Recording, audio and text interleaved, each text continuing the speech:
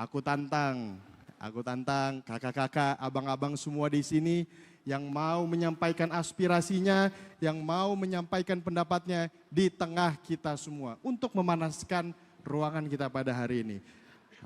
Untuk itu aku mau nanya dulu nih, adakah yang mau menyampaikan aspirasinya? Banyak kali. Oke, kalau gitu aku hitung. Aku hitung ya. Nih mohon izin abang-abang, kakak-kakak semua, aku ke belakang dulu ya. Oke. Di sini yang mau menyampaikan aspirasinya nanti tunjuk tangan. Sabar dulu abang, sabar dulu abang. Aku hitung ya. 1, 1, 1. Sekali lagi. 1, 1, 1. Oke, abang yang jaket coklat boleh. Boleh panitia untuk dibantu mic-nya. Kita berikan tepuk tangan untuk abang yang pertama memberikan aspirasinya. Abang, silakan bang, maju ke tengah, di tengah-tengah kita semua. Silakan bang. Cek, 1, 2, tes. Baik, Assalamualaikum warahmatullahi wabarakatuh. Oke, mungkin perkenalkan, nama saya Januari Riki Effendi dari komunitas, yaitu komunitas Ruang Literasi. Nah, tadi bukan diminta sih, tepatnya tadi tunjuk oleh MC untuk menyampaikan sebuah, keresahan, ide atau yang pengen kita sampaikan di sini. Nah, jadi di sini tema yang diusung hari ini itu bukan kita melihat bahwa ada kata desak Anies. Dan tadi disampaikan oleh MC kita bahwa di sini kita tidak boleh memilih pemimpin itu hanya karena emosional atau hanya karena kedekatan atau hanya karena kita itu memilih seseorang itu bukan dari gagasan.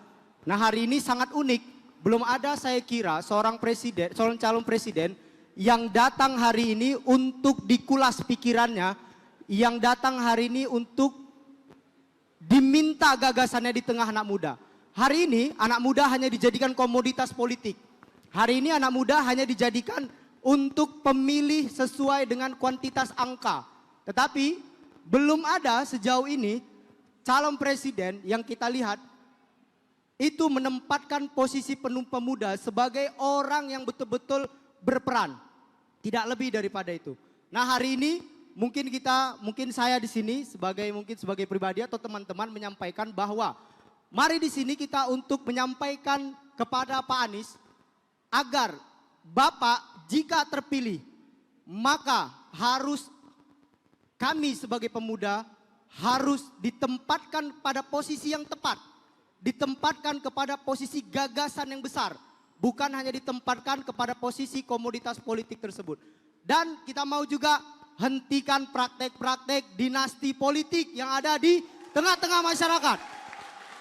Jangan ada lagi hanya karena ayahnya seorang presiden, lalu dia sebagai pejabat menempatkan seorang anaknya menjadi pemimpin di negara ini.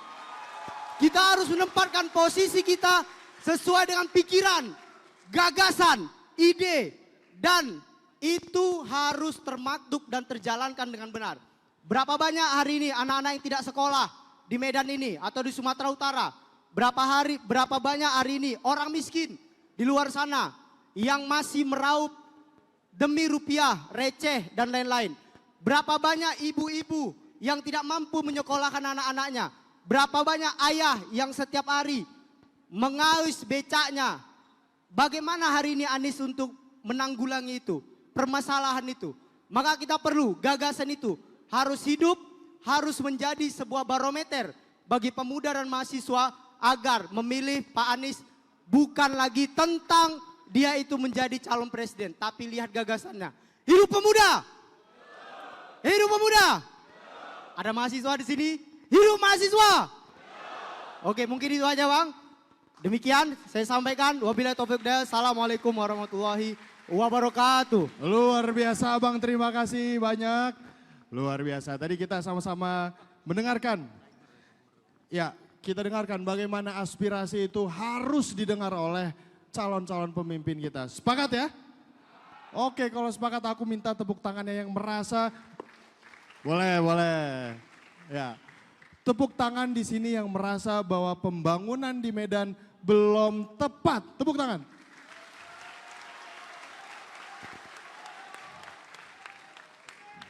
Tepuk tangan pemuda-pemudi Medan yang merasa bahwa kita harus hentikan nepotisme yang ada di muka bumi ini, di Indonesia. Tepuk tangan yang merasa bahwa kita membutuhkan transportasi publik yang layak di Medan. Oke. Boleh selanjutnya aku cek dulu. Yang orang Medan asli, tepuk tangan.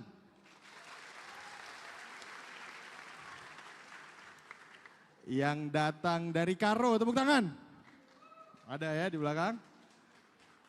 Kalau gitu, semua yang datang dari Sumatera Utara, tepuk tangan.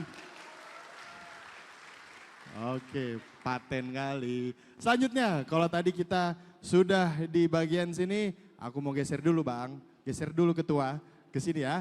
Kita hitung dulu. Sabar dulu Abang, sabar. Ada waktunya. 1, 1, 1.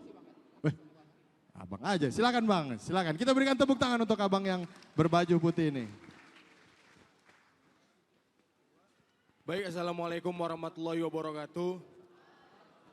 Selamat sore kawan-kawan seperjuangan semuanya. Sedikit aspirasi dari saya berharap kepada tim Ubah Bareng. Sekiranya kalau bisa tempat ini dipindahkan lah Bang. Karena banyak anak Medan yang mau menyampaikan aspirasinya Bang. Karena jangan Abang samakan anak Medan sama yang baru-baru kemarin. Karena anak Medan ini bukan anak muda bayaran yang datang kemari dibayar. Tapi memang kami real mau menyampaikan aspirasi kami. Mana tahu kan sponsor dari Ubah Bareng ini bisa mindahkan kami ke Arya Duta biar lebih luas lagi ballroomnya. Karena banyak kawan-kawan di luar sana yang cuma nengok dari luar Bang. Habis itu pun bapak-bapak nggak dikasih masuk, padahal bapak-bapak di Medan ini tetap menganggap diri anak muda Bang. Dan saya harap semua kawan-kawan mari sama-sama kita menyuarakan bahwa kita anak muda adalah poros perubahan di bangsa ini. Kita anak muda tidak minim yang namanya karakter, dan saya berharap ke Pak Anies nanti kalau jadi presiden perhatikan karakter anak muda. Mungkin itu aja karena nanti lebih banyak lagi Bang untuk ngebantu Pak Anies. Baik, terima kasih. Oke, kita berikan tepuk tangan sekali lagi. Oke, terima kasih Bang aspirasinya dan juga catatan juga untuk kita Bang. Semoga kita bisa berkolaborasi lebih baik lagi. Semoga akan ada ruang-ruang yang lebih besar untuk kita semua. Amin. Oke, kalau tadi sudah bagian sana, bagian sini, tadi ada yang bisik-bisik nih di daerah sini ya. Tunggu dulu Bang, tunggu dulu. Oke ya, 1, 1, 1. Oh ya Abang, silakan Bang, tepuk tangan dulu untuk Abang ini.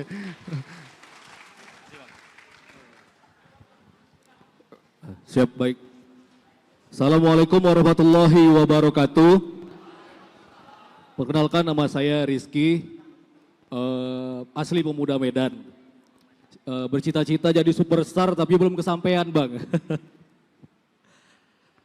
Saya mau mulai dari satu kalimat. Dalam minggu ini ada berapa orang yang mana kita pendukung Pak Anies dan Caimin yang memposting atau mengkampanyekan pasangan Amin. Saya mau dalam hitungan ketiga, saya mau kawan-kawan angkat tangan. 1, 2, 3. Lihat. Kita datang ke sini ingin Anies menang, tapi yang mengkampanyekan cuma bisa berapa orang gitu. Sadari kawan-kawan, ini adalah pertandingan. Kita tidak akan bisa melihat pasangan Amin menang kalau kita hanya jadi penonton.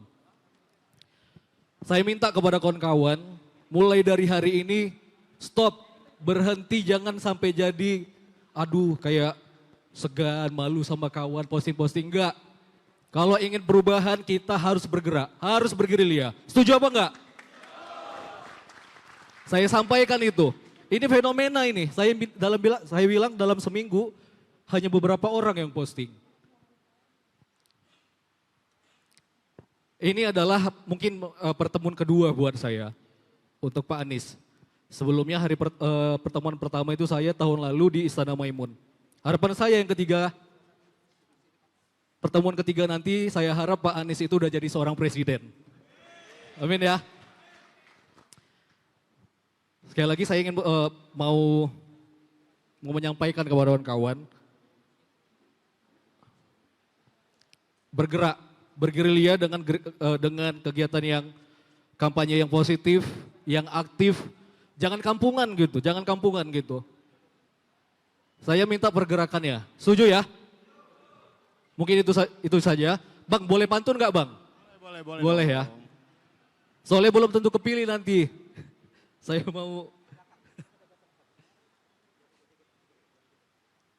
Sorry bang, dicatat aja bang, takut ngeblank bang.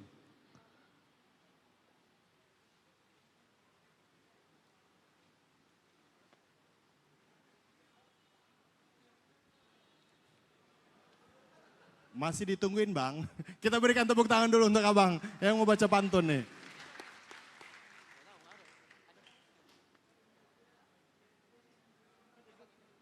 Bang ngeblank bang, sorry bang, nanti aja lah bang. Aman aja. Salam kenal kawan-kawan. Mungkin itu aja bang. Assalamualaikum warahmatullahi wabarakatuh. Waalaikumsalam warahmatullahi wabarakatuh. Oke, terima kasih abang. Kalau tadi kita sedikit banyak aspirasi dari kawan-kawan laki-laki. Boleh juga teman-teman perempuan untuk menyampaikan aspirasinya. Tapi sebelum masuk ke aspirasi selanjutnya, sesuai dengan judul acara kita adalah apa teman-teman? Apa? Desak Anies. Kita di sini pemudi Medan datang bukan hanya sekedar mau duduk, mendengarkan, bukan hanya untuk melihat calon pemimpin untuk berbicara visi dan misi. Tapi di sini kita semua punya hak yang sama untuk mendesak agar apa? Seperti yang ada di poster di belakang.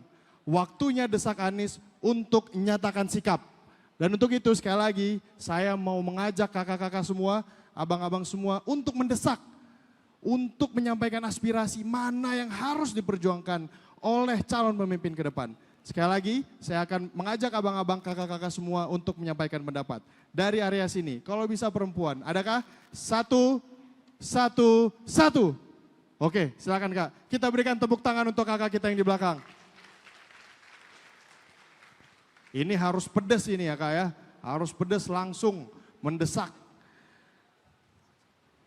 Bapak Anies. Oh ya, sekedar informasi, kakak-kakak, abang-abang semua, kegiatan ini dapat disaksikan di live YouTube dan juga Facebook Anies Baswedan. Jadi boleh dipersilakan untuk dibagikan informasinya kepada keluarga, sanak saudara untuk menyaksikan kegiatan kita bersama di live YouTube dan juga Facebook Anies Baswedan.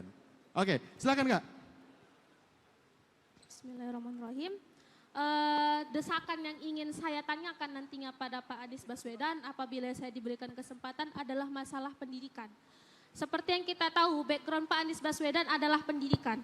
Nah, banyak sekali di antara kita yang sering buta terhadap tindakan asusila yang terjadi di dunia pendidikan. Seperti yang dilakukan oleh dosen-dosen, ustadz-ustadz di pesantren, guru mengaji, dan bahkan atau kepala sekolah. Banyak di antara kita aktivis mahasiswa yang bahkan ikut terlibat dalam pelecehan tersebut. Bukan mencegah, malah ikut-ikutan. Jadi yang ingin saya tanyakan nantinya pada Pak Anies atau mungkin bisa diwakili oleh teman-teman yang nantinya akan ditunjuk. Di dunia pendidikan saat ini banyak terjadi kasus asusila. Bukan main, mereka yang melakukan hal menjijikkan tersebut adalah dosen dan tenaga pendidik lainnya. Jika Bapak Anies nantinya diberikan amanah oleh Allah Subhanahu wa taala sebagai presiden, apa regulasi atau apa yang akan dilakukan terhadap mereka-mereka yang menjijikkan tadi itu? Agar tidak terjadi nanti hal-hal yang tidak diinginkan terhadap anak cucu kita atau bahkan diri kita sendiri. Itu saja, terima kasih. Wassalamualaikum warahmatullahi wabarakatuh. Waalaikumsalam warahmatullahi wabarakatuh. Itu dia. Kita harus mendesak dengan isu-isu yang mungkin selama ini tidak banyak dibahas. Isu-isu yang sebenarnya penting tentang kehidupan sehari-hari kita, kakak kita, adik kita, keluarga kita. Isu tentang kekerasan seksual, khususnya di sekolah. Terima kasih kakak atas aspirasinya dan pertanyaannya. Insya Allah nanti dapat kesempatan untuk menyampaikan isu yang sangat penting ini. Oke, kakak-kakak semua, abang-abang, kita akan masih punya banyak waktu untuk berdiskusi, menyampaikan aspirasi. Tapi kalau boleh, sampaikan yang lebih mendesak. Tadi sudah sangat mendesak, tapi yang lebih mendesak lagi. Yang lebih dekat dengan kita, yang selama ini mungkin tidak terjawab atau tidak terkonfirmasi oleh Bapak Anies. Kita mungkin sering lihat ya kakak-kakak, bahwa Pak Anies mungkin sering diberitakan sebagai saat itu gubernur yang hanya jago tata kata, bukan tata kota. Benar? Apalagi kemarin ada isu-isu program-programnya cuma gimmick doang. Katanya program-programnya cuma kosmetik. Katanya bukan gubernur tapi nggak benar. Sering mendengar berita seperti itu? Dan siap untuk mendesak beliau untuk mengkonfirmasi apakah itu benar atau tidak. Dan untuk itu saya mau bergeser lagi ke daerah sini. Kakak-kakak, abang-abang semua untuk menyampaikan aspirasinya. Saya hitung ya, siap ya? Siap? 1, 1, 1. Oke, abang yang di depan, silakan bang. Kita berikan tepuk tangan untuk abang.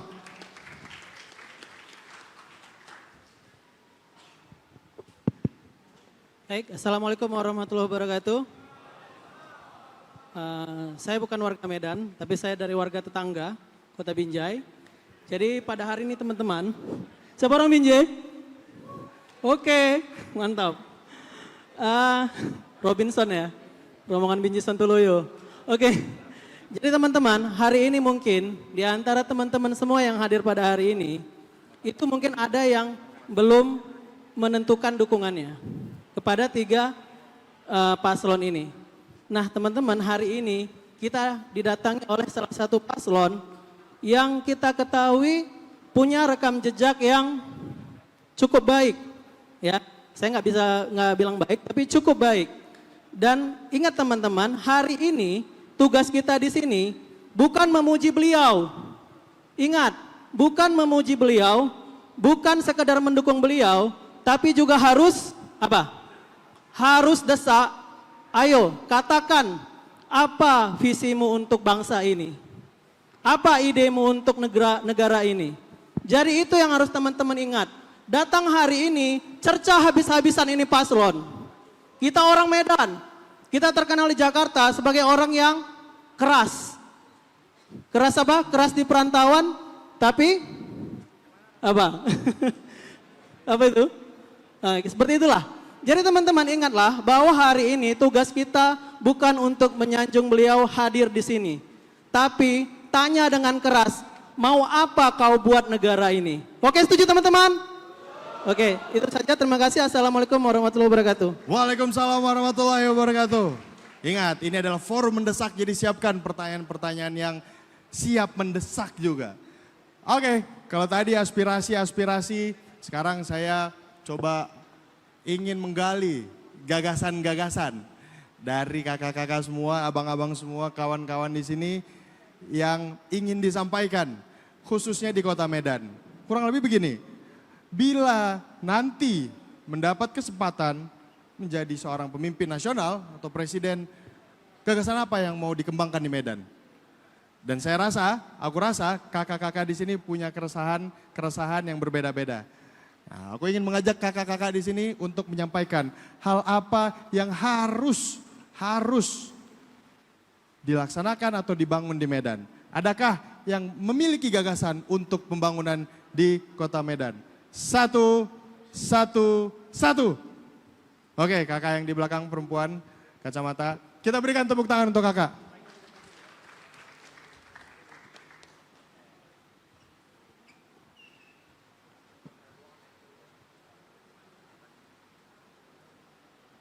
Selamat sore semuanya. Assalamualaikum warahmatullahi wabarakatuh. Jadi ini gagasan yang mungkin saya perhatikan, mungkin bisa dipertimbangkan nanti ya. Karena kan saya ini dari kalangan tukang ojek online. Kebetulan sekali saya juga ada pengalaman jadi TKI di Malaysia. Nah, jadi yang saya perhatikan itu untuk Sumatera Utara ini lebih ke ininya sih, jalan raya, jalan tol, informasi dari Dishub lah. Nah, yang saya perhatikan kekurangan masih di informasi. Kan kita semua tahu ya, belakangannya ini yang bikin macet itu tiba-tiba aja terjadi kan. Tiba-tiba tutup jalan, tiba-tiba bangun ini, underpass. Nah, habis itu revitalisasi, habis itu tiba-tiba stasiun bikin ini, tiba-tiba tutup jalan, bongkar tanpa ngasih tahu. Pemberitahuan yang buat orang-orang yang mau pergi kerja, macet di jalan. Saya pernah ngamuk-ngamuk juga ini ya. Acara ulang tahun Medan tahun 2022 apa 2023 gitu. Hamin berapa tiba-tiba tutup jalan. Mau motong dari jalan Pegadaian ini mau motong-motong nggak bisa. Banyak tukang ojek yang marah. Yang harusnya jalanan itu cuma bisa 20 menit aja ditempuh. Kita habis waktu sampai 50 menit gitu kan. Tanpa ada pemberitahuan gitu. Nah itu sih, jadi gagasan saya yang saya mau ajukan di sini, ide Pak Anies untuk memberikan informasi kepada pengguna jalan supaya kita tuh nggak buang-buang waktu di jalan, efektif. Terus tuh informasi tuh disampaikan langsung ke masyarakat untuk tahu, oh di sini ada pembangunan, revitalisasi dan segala macam yang butuh menutup jalan, itu setidaknya diberitahu. Itu gimana tuh? Gagasan untuk penyampaian ke masyarakat supaya kita itu minimal punya informasi, nggak tiba-tiba tutup jalan, yang membuat kita jadi terbuang sia-sia waktunya. Nah, lebih ke tata kota jalan raya gitu kan. Sama ini sih, untuk penentuan final jalan satu arah. Nah ini kan kemarin baru-baru nih Jalan Sudirman, kita tahu ya ada mau dibuat perlambatan yang kayaknya keramik, tapi bukan. Tapi licin. Nah sampai saya lihat di Instagram itu ada yang viralkan 18 orang udah jatuh. Alasannya apa?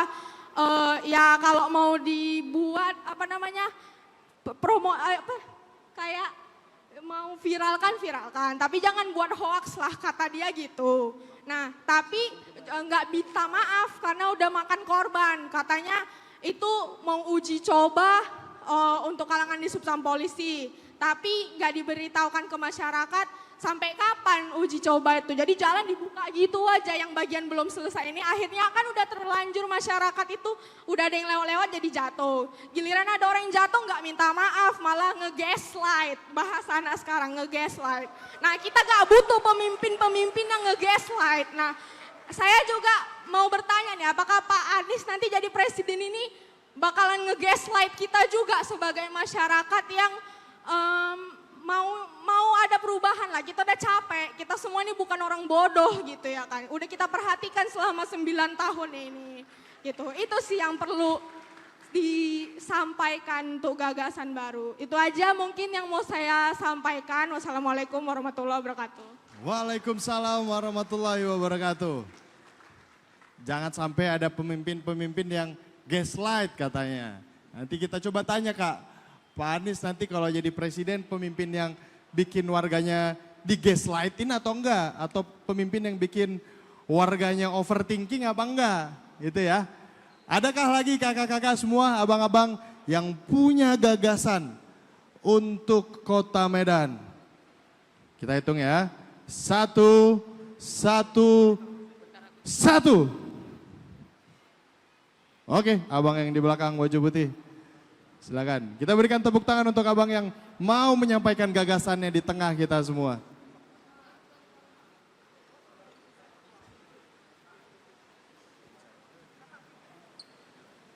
Oh, oke. Abang dulu silakan, nanti habis ini abang ya. Siap. Tepuk tangan untuk keduanya, boleh dong.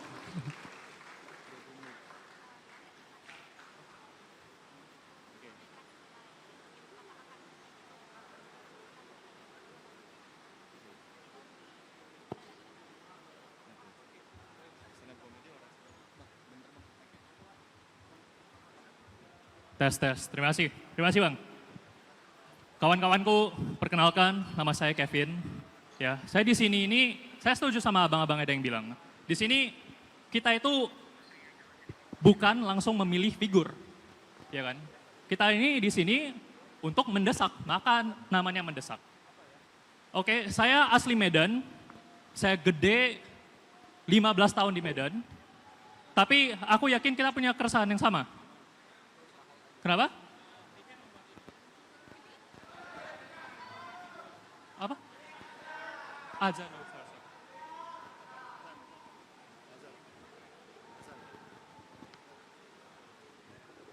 Ya, nggak apa-apa.